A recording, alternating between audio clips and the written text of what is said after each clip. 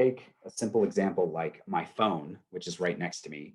Um, I say, well, what's the cause of this? Well, some people at Google made this phone and produced it. And then I go back, well, what made Google? Well, two people in the early or late 90s who got together, right? And so on and so on. But at some point that has to stop, right? It's an infinite regress of causes is not possible for Anthony's Pixel phone. Premise 4, if nothing can cause itself and an infinite regress is not possible, then there must be a first cause. And the conclusion is, therefore, anything caused must have a first cause, which we call God. So that's the general pattern of cosmological arguments that typically assert that God is the first cause for the first event, which is the Big Bang. So this is a very common argument that we hear for God's existence. This is Thomas Aquinas, a very famous Middle Ages Italian theologian and philosopher. I should say Saint Thomas Aquinas, so 13th century. He was a prolific writer. His works have been very instrumental in Christian theology, both Catholic and Protestant theology. And he wrote this very well-known work, Summa Theologica, which was an unfinished manual for beginners in theology.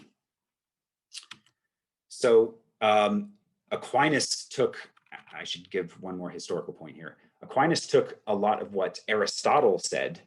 So remember, Aristotle is in the 4th century BCE, and Christianity isn't a religion yet, right? His goal, like many other theologians around this time, was to take Plato and Aristotle and other Greek writers and make them simpatico with church teachings.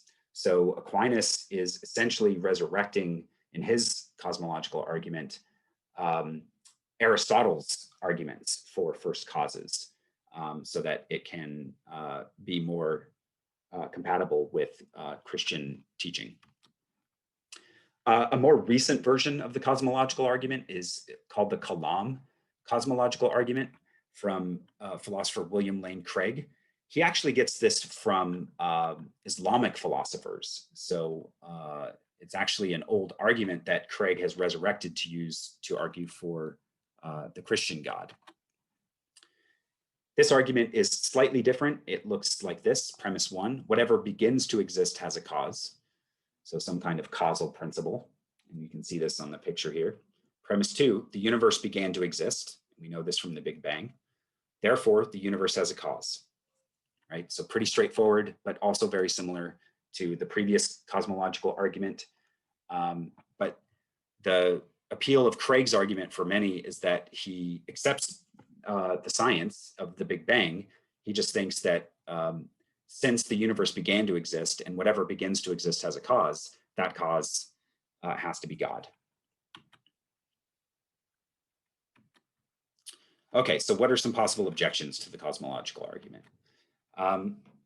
Against premise 1, well, the universe may not need an explanation, or explaining the individual parts may be sufficient.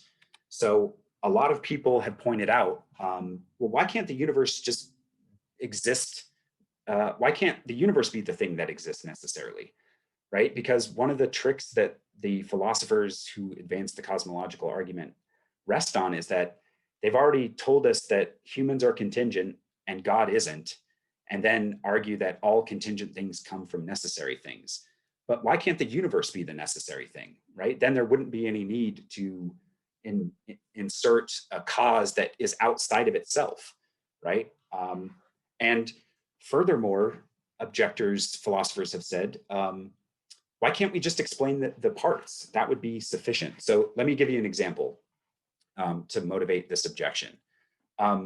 Let's say we're in a face-to-face class and I ask each and every one of you what you plan on doing for spring break, okay? And you all tell me, right? I go around the room and I say, what are you doing for spring break? And some of you say, I'm going to California. Some of you say I'm staying home. Some of you say that you're going to, overseas, someplace cool. And so on and so on. And I asked all 30 of you, roughly, okay? Then let's say I turn around to the class and I say, yeah, but where is the class going on vacation for spring break? Do you see the problem there?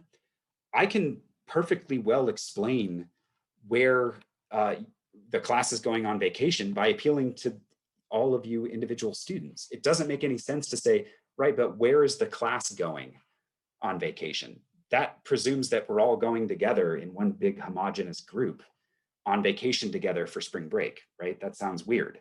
So explaining where every single one of you individually is going on spring break suffices to explain what we're doing for spring break, right? So hopefully that example helps you understand the criticism to premise one.